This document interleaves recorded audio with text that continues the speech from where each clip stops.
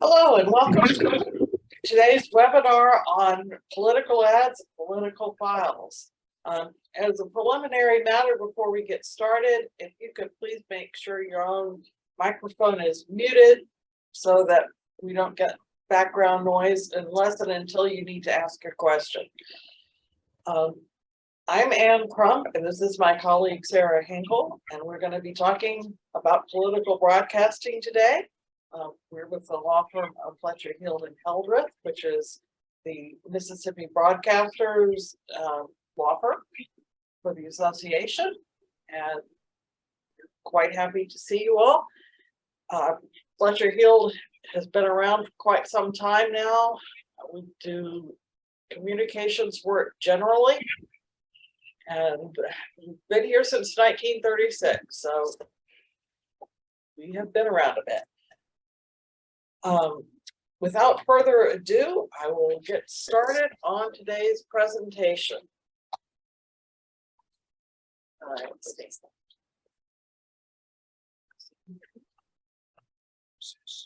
yes. Hang on just 1 second. I need. It's not working.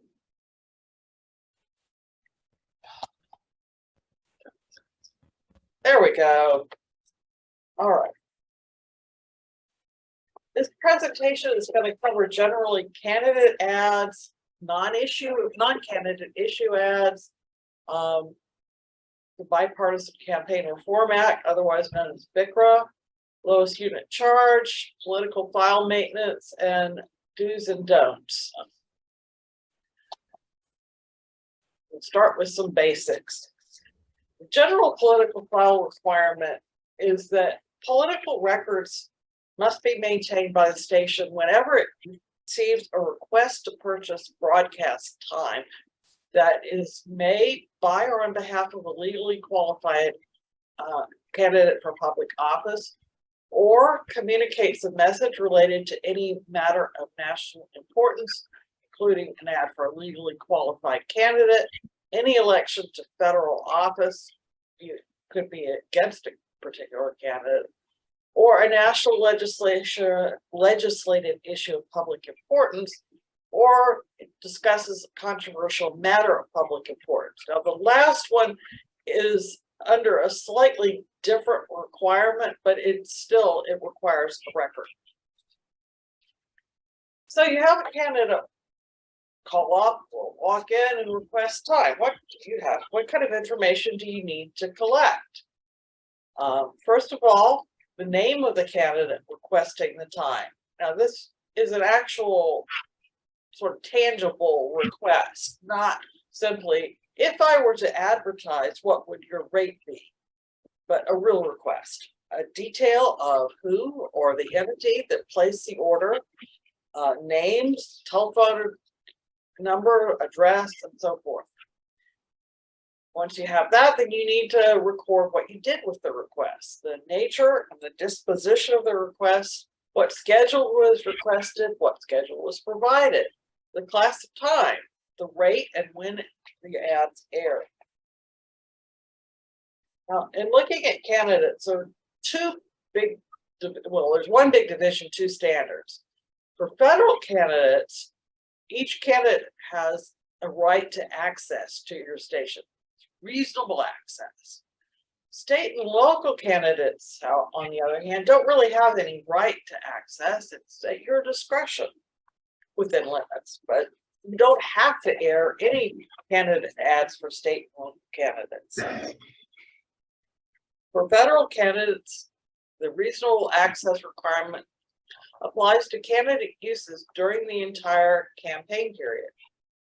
Now, stations cannot set flat limits on the amount or type of spots or program time that candidates can buy, but this is reasonable access, not any access anytime. And so stations may reject unreasonable requests and negotiate with candidates.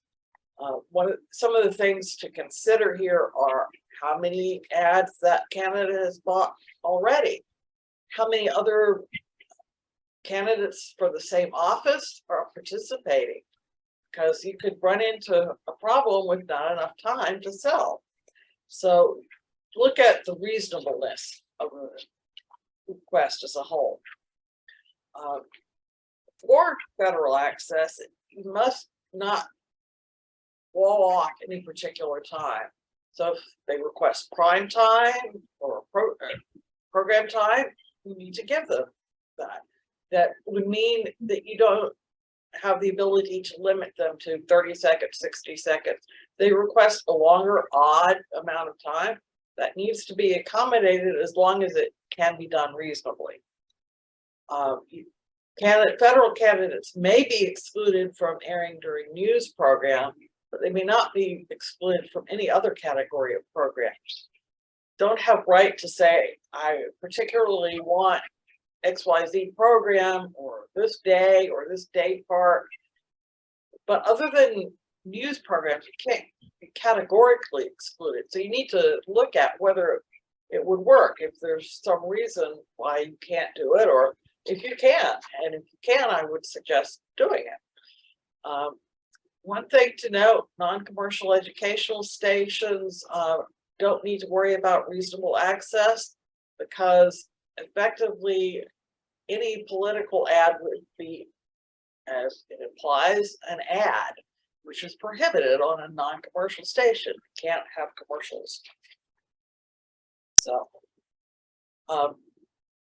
if you do have an ad and a federal candidate comes in and you reach an agreement, there are also certain requirements for the content of that ad. If, for instance, the candidate wants to talk about his opponent, then there are requirements for particular language. For TV, you're going to need an image of the candidate identifying him or herself and stating that he or she's has authorized the ad, plus text stating that the authorized ad and candidate and his or her campaign committee paid for the ad. And there are some requirements about screen size. Basically, it can't be so small that you can't read it. For AM and FM, you're going to need the candidate's voice identifying him or herself, the office sought, and that he or she approved the ad. This should be placed at the end of the ad, and I see a lot of people who try to put it at the beginning, but it really should be at the end. For state and local candidates, stations have a good bit more latitude for making decisions about what they're going to air, what they're not going to air. You can take political ads and programs from some races and not others. You could run an ad for dog catcher, but not for mayor. You can limit the number of ads that are allowed in programs. You can restrict political ads to certain day parts. But there are also some requirements. Stations must make all discount classes available if they take any ads for political purposes, and must provide equal opportunities, lowest unit charge, and the prohibition on censorship. Not allowed to alter a candidate's ad other than to put in any necessary sponsorship ID. That then gets you the benefit of not being sued if the candidate says something false about someone else. Basically, it's a trade-off. You have to take it as is, and nobody can attack you for the content. I mentioned equal opportunities.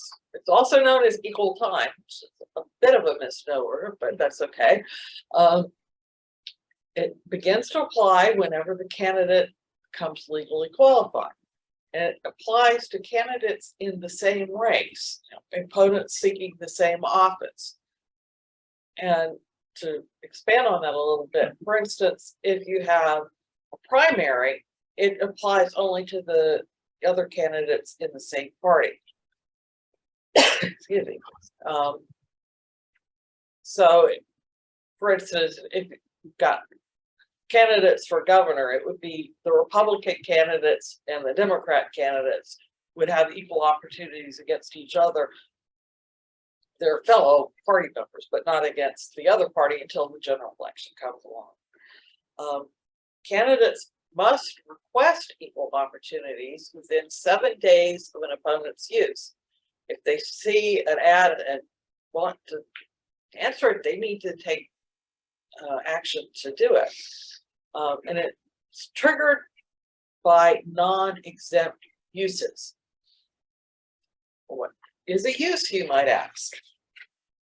A use is any positive appearance by a candidate so that the candidate's voice and or image is identifiable.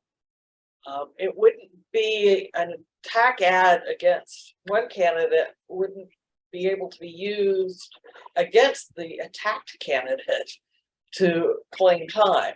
That just wouldn't quite be fair. Another thing that uses do not include is a bona fide newscast. So if the local news is covering a candidate's campaign, that does not count as a use. Bona fide news interviews. So you have an interview show on a weekend, that is not considered a use, as long as it's an established program that is for real.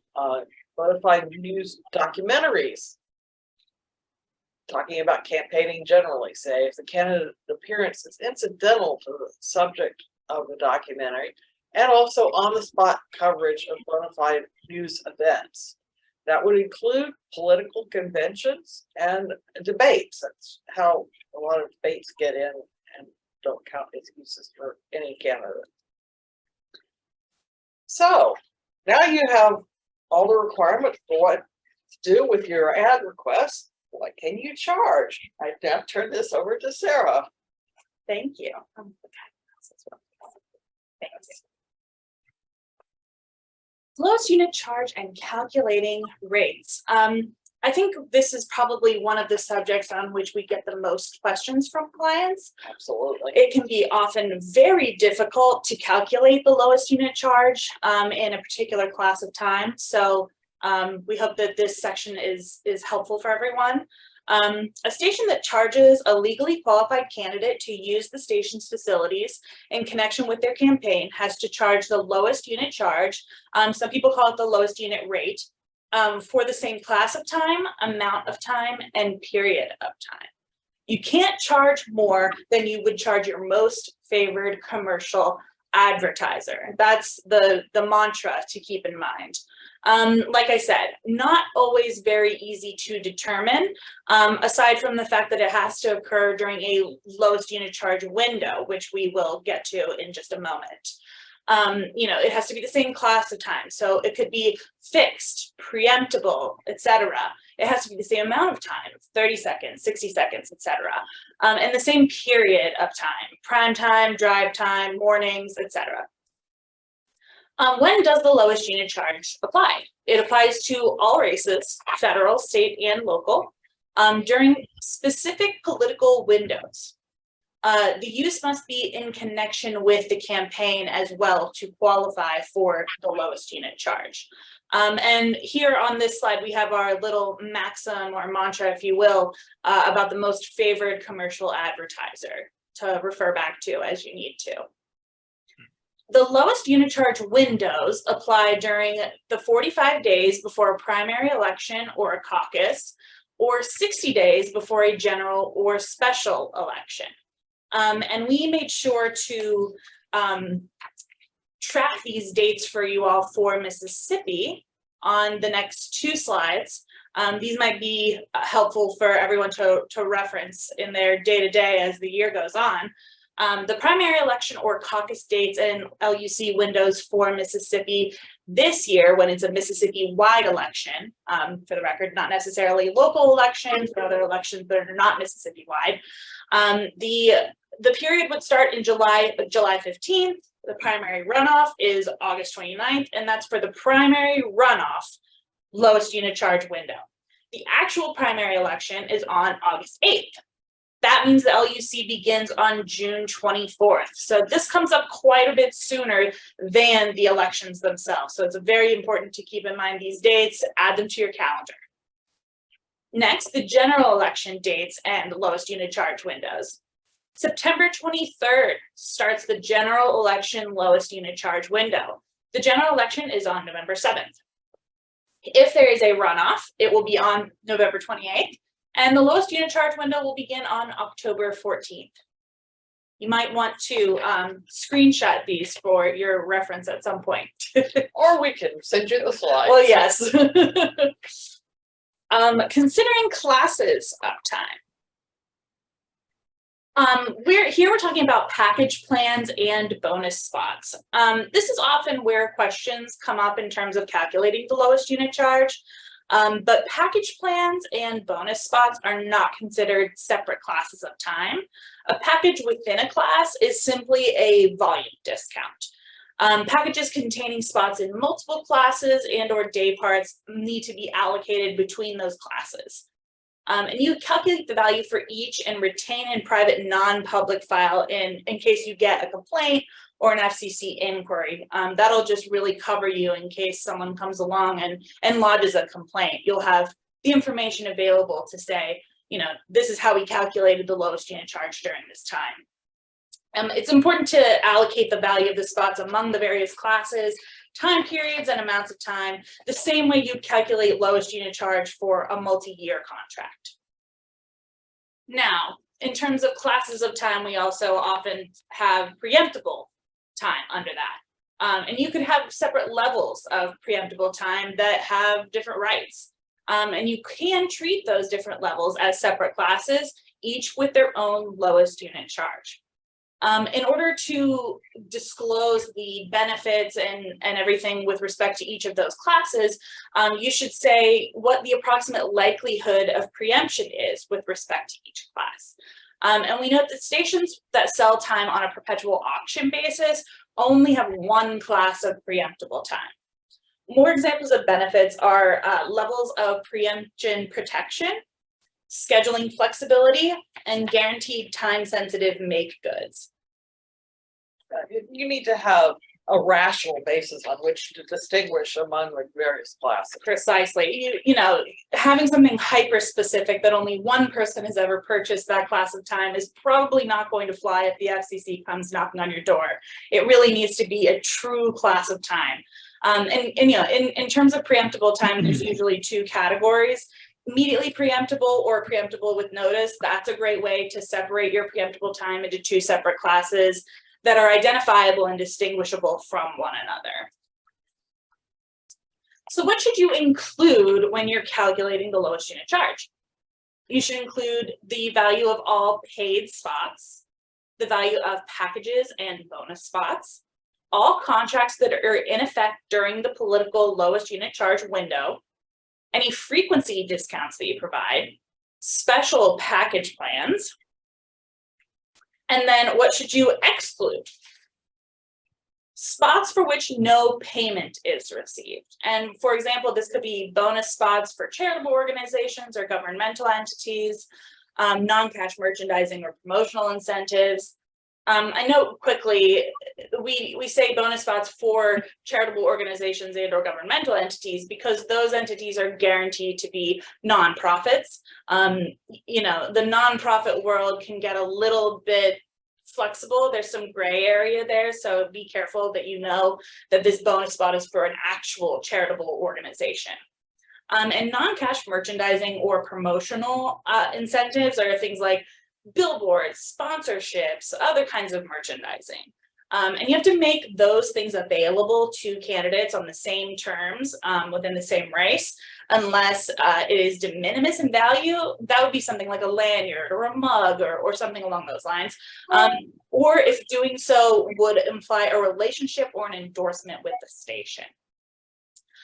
You also should exclude barter spots, and you know, barter spots seem pretty clear, but those are spots that you receive something other than money in exchange for the spot.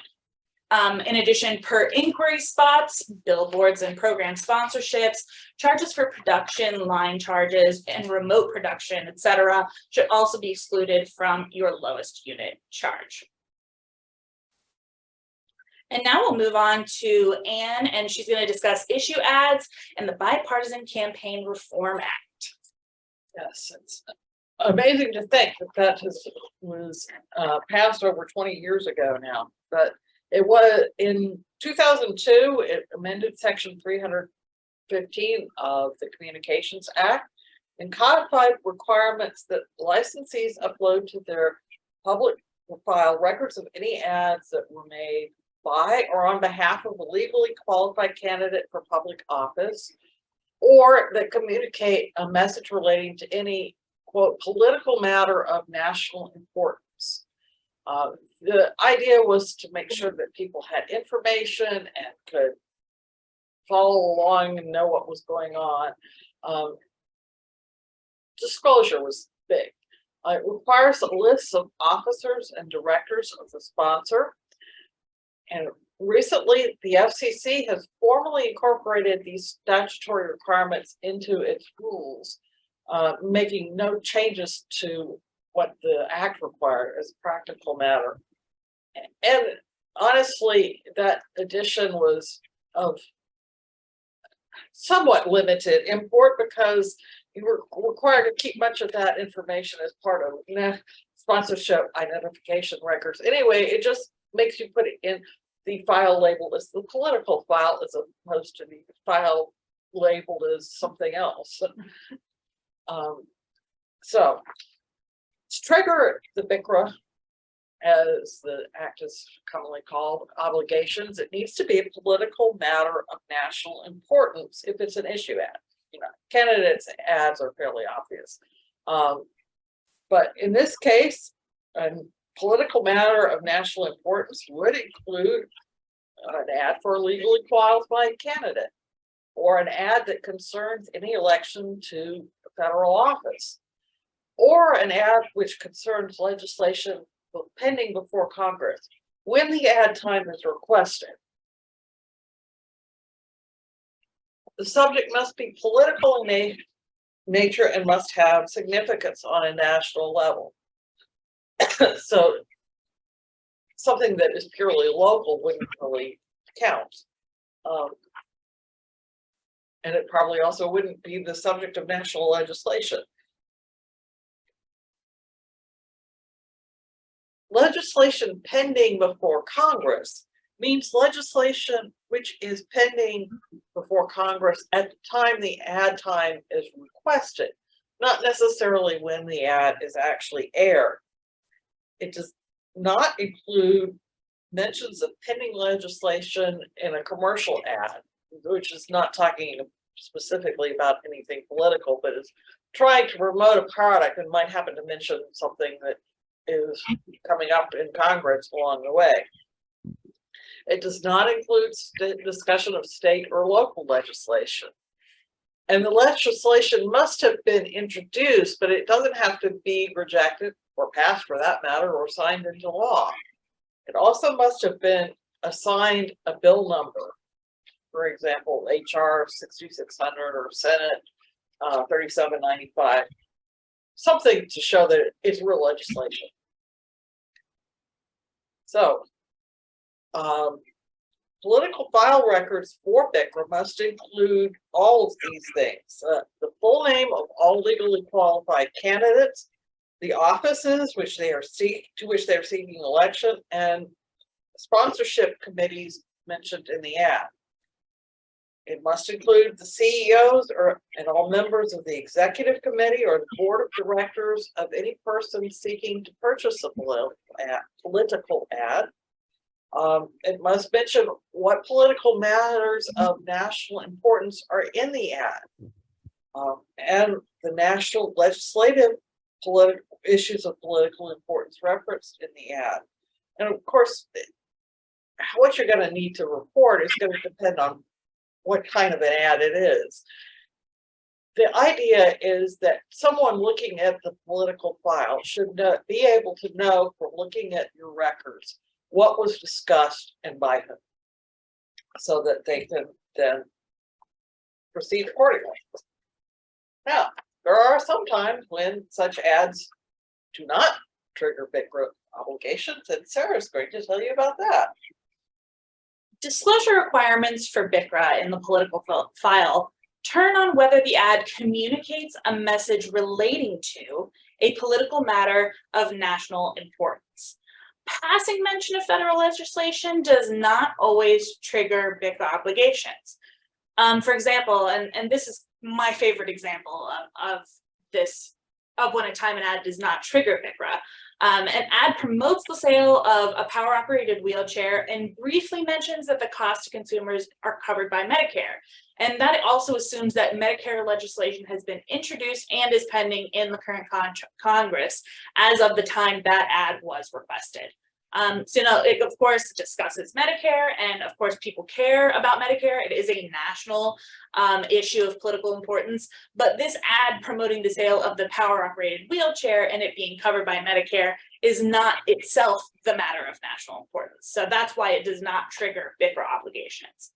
If the message doesn't relate to a political matter of national importance, it does not trigger BICRA obligations. So an ad about a ballot measure that's an entirely local issue, say, you know, there's new regulations with respect to how to zone commercial areas in your city. That is a purely local issue, and that's not going to trigger any BICRA obligations.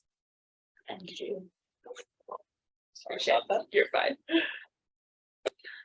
Political file obligations for issue ads that do not trigger BICRA. Stations are not required to maintain the same kinds of records as they do for candidate ads and for issue ads covered by BICRA. But there are some similarities, and you do still need to maintain some records. So don't think that you are off the hook just because you didn't trigger BICRA with your issue ad. For non-BICRA issue ads, a station must show in their political file that they aired the issue ad, provide the true identity of the ad sponsor, upload a list of the CEOs, executive committee, or board of directors of the sponsoring group to the public file. You need not upload these items to the political file. It would be quite easy to do so since the political file is encompassed within the public file. And I think most people would logically look to the political file, even though it's not required to be in there. So it would really be best to upload it to the political file, but it is not technically a requirement. So now we're going to move to political file maintenance. And, you know, I think over the last few years, maintenance of the political file has been of paramount concern to everyone, and especially the FCC. I can't count the number of consent decrees that they have released, and I think, you know, we're all pretty familiar with the issues that the FCC identified in those. So it's a very important subject. Very. So what information are you required to include in your political file? This is about specifically an ad request that you receive from a legally qualified candidate or that otherwise needs to be uploaded to your political file. So you need to indicate whether the request was accepted or rejected, the rate charged for the time, the date and time that the ad was aired, the class of time, the candidate's name, the office that they're seeking, the election or the issue as applicable, the candidate's committee or their treasurer, if the request was made by or on behalf of the candidate themselves, the name of the person purchasing the time. This is actually one that we often see clients miss. That's the name of the person purchasing the time, and often they don't include their address and phone number for the contact. It's very common, so make sure you focus on that. You also need to add the list of CEOs and members of the executive committee or board of directors for the non-candidate issue ads. And information about any free time provided. That one is less common from my experience, but it is still important and you should still include it. Don't overlook that. Definitely. Not too many stations would like to provide lots of free time, but it is popular with the FCC to have stations provide candidate forums or whatever for free, and that would need to be included. Very true. So some more political file reporting requirements to keep in mind. Information needs to be uploaded within 1 business day from when the ad request was received by the station. This is super important and should be drilled into every brain of every station owner in the country. It needs to be uploaded within 1 business day, not 1 day. So you don't have to upload it on a weekend. If you get a request for time on Friday, you don't have to upload it on Saturday. You don't have to upload it on Friday either. But within 1 business day would be on Monday. So, you know, keep that in mind very clearly. Holidays, things like that. you really should pay attention to that one business day. And this is something that isn't actually written anywhere. No. By the FCC. They have communicated it informally, but there is nothing in writing. What is in writing is as soon as possible. So there's some question about whether they can truly enforce this, but they do anyway. That's exactly right. Hence the consent decree. Exactly. And hence the reason why the FCC recently, with all the political file and public file issues that have been going on, and you know how terribly that system has been operating, they have had extensions of time for a lot of these reporting requirements, because they know that one business day is exactly what the standard they are going to hold everyone to. So it's really super important. You should also file your documentation separately at each stage of the buying process. This is also something that we see clients trip up on quite often. So you should upload when the request is made, and you know, within one business day. Yeah. And if the order is not finalized until say 3 business days later, that means you should upload when the request is made and accepted, and then when the order is finalized as well. With usually what we see is then people upload the contract that shows these are the dates that the time is going to air and the rates. And then when the order is complete, if there are any changes to the original order that are made, you should upload more documentation that indicates what changes were made. Don't delete the original though, because you want the benefit of having uploaded within that one business day, and you will keep the benefit of that upload date if you keep the original upload in the file. Just add, don't take away, until it's the appropriate time to delete those things out of the file, which is not for another 2 years later. So keep it in the file. It's very important. And like we said in the previous slide, all of the relevant fields of the political form should be completed. You know, not all of the if not all of the information is provided at the time of the request, then you should mark it as incomplete and annotate it later to show that you've reached out, that you've requested additional information. Say you never received the list of executives or board members from the person buying the ad. You should note that on your form and say, you know, requested this information however many times from the person, never received. And then, you know, that means that you did your due diligence. And if the FCC comes knocking, you have, you know, a mitigating circumstance to explain why you weren't able to have that information. Just a quick aside about the political form, file form. You don't have to use any particular one. The NAB has a good one, but you just need to make sure that all the required information is on the form, that whatever form you use. And really the whole point, right, is to have the information out there to the public and out there for the candidates that are running opposed to the person who has requested the time, so that they know, hey, this is how much time that person has requested, this is the candidate, this is the office that they're seeking, and then, you know, they are able to request equal time, et cetera, et cetera. And they have only 7 days to do it. So that explains the emphasis on prompt posting. Precisely. And back to when you should delete things, you should not delete them until they are in the file for a full 2 years. But then you should. And then you absolutely should delete it, because you don't want someone to come knocking on your door for something that was 3 years ago when you could have deleted it, and then no one would have had, you know, any reason to question it. All stations have to use the online public inspection file other than LPTVs. The LPTVs, it's kind of buried in the regulations why they don't have to do it, but do keep that in mind. Usually how the political file is organized is by year and then report type. They'll have the folder for 2023, for example, and then they'll say federal candidacy, president, US House, US Senate, local, and then you can make out any local folders you need to make, non-candidate issue ads, and then you can make folders there as well, and then state, same thing. A backup of the file must be kept by the licensee, either on the station's website or their computer, or a hard copy at a safe physical location.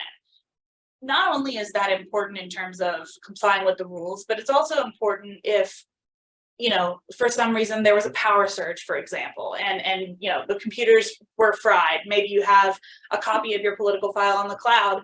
Now, if the FCC comes knocking and says, well, we've got a big problem with one of your ads, you have that documentation still to be able to say, no, that wasn't a problem because here's all my evidence. And it's also in the shocking event that the FCC's files aren't working for some reason. And I know no one on this webinar could possibly imagine that happening. Or a government shutdown where they decide to shut everything down, including political file access. It which has defies the happened. imagination. It defies the imagination, but it could happen. So that's super important, especially now when, you know, it seems the shutdown is threatened every 6 months, every 3 months. Right. Yeah. Another tip for maintaining your political file, use some naming conventions and subfolders to allow people to actually figure out what they're looking for. It's really great, and I see clients all the time have folders for the specific race, and that's just perfect. It lets you go in and see all of the different ads that had been requested for that exact race, and it makes life a lot easier for the reviewer and for the FCC. The more the FCC has to struggle to review what you've posted, the worse off you're going to be. If you make it easy for them and they can just go through and say, boom, boom, boom, here's all this ready to go, they're not going to look as hard at you as they would if things were disorganized and unclear and they had to hunt everywhere for the information. That's just painting a target on your back. So, you know, be really careful about things like that. And, you know, speaking of database uploading issues and other reporting problems, definitely annotate in your form if you're having problems uploading. What we have recommended clients do recently, especially, you know, with the fact that people couldn't even log in to the OPIF, is we would recommend that people actually submit a ticket with the FCC's help desk. Make sure you record that you have told people about the problem.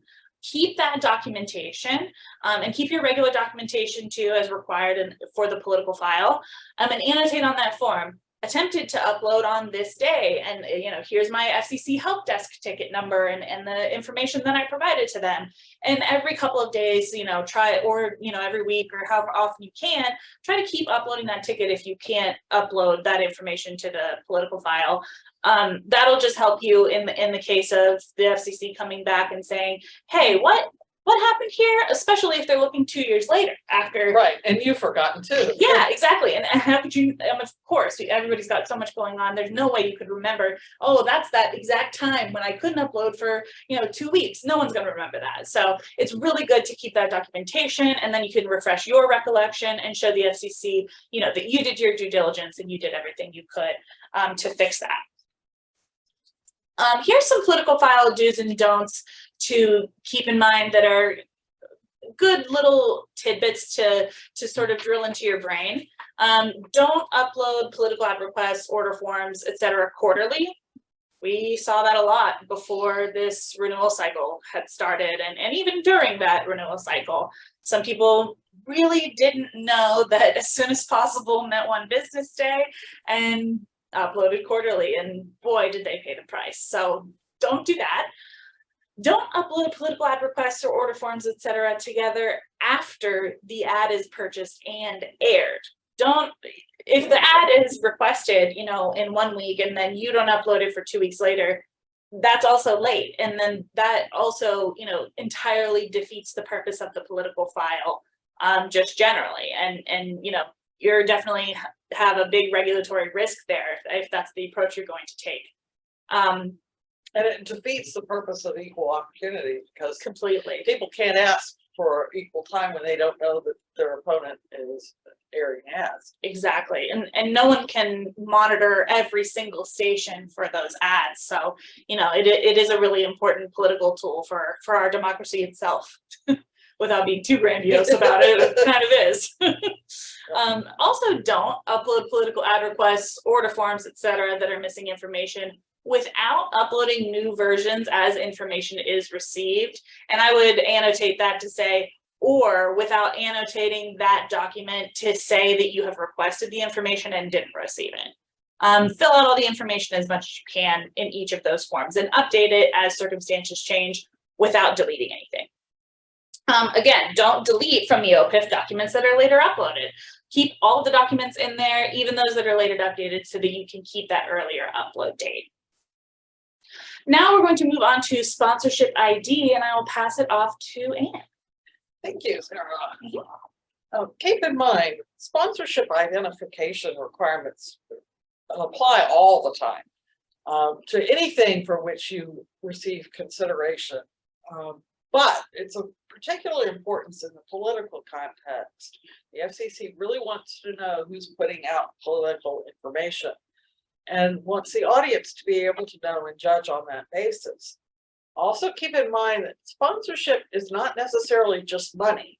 For instance, somebody could provide you a video or audio recording as an inducement for you to air that information, or could provide other tangible and arguably valuable items in return for airing content.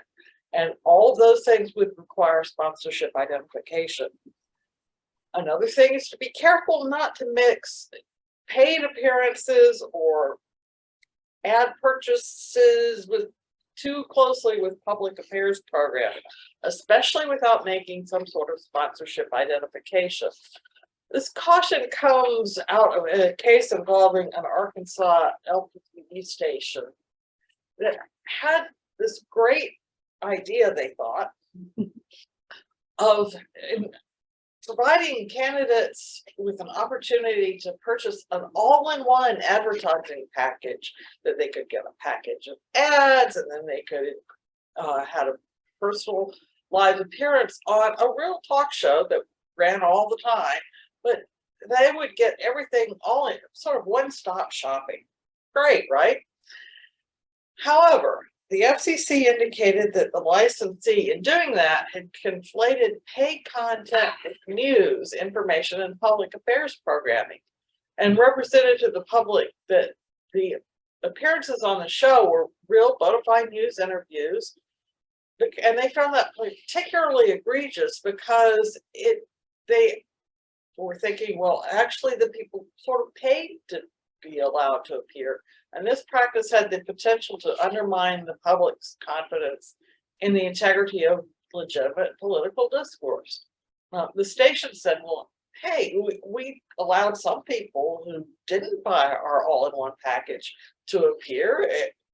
We really did choose the guests on the basis of newsworthiness, not on the basis of who paid. But the FCC said, well, we don't care. They were not impressed. It was like, there's too much opportunity for mischief here. And so it resulted in a consent decree and a fine of $60,000 for that poor station. Steep. And it was very steep. And the only thing was the commission did allow them to pay it $1,000 a month over 60 months. So for 5 years, that station is going to be spending probably a goodly chunk of its net income on the fine. So that is our overview on sponsorship ID a little bit and political ads. I see we have a question. Okay, I'm glad it was all good now. Okay. Does anybody have any questions that you'd like to raise through the chat or say? Yeah, if you want to unmute and ask your question, feel free. Yes.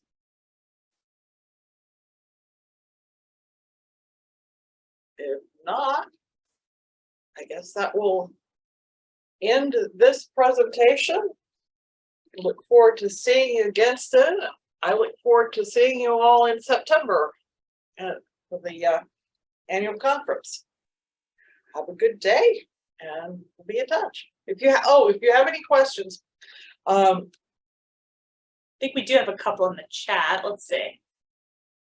Can we email the slides? Absolutely. Absolutely. And if you could show the last page, please. There is our contact information. So if you have any questions, feel free to call us, email us, whatever. We're available. And we'll look forward to speaking with you. Have a good day and we'll see you soon. Thanks, everyone.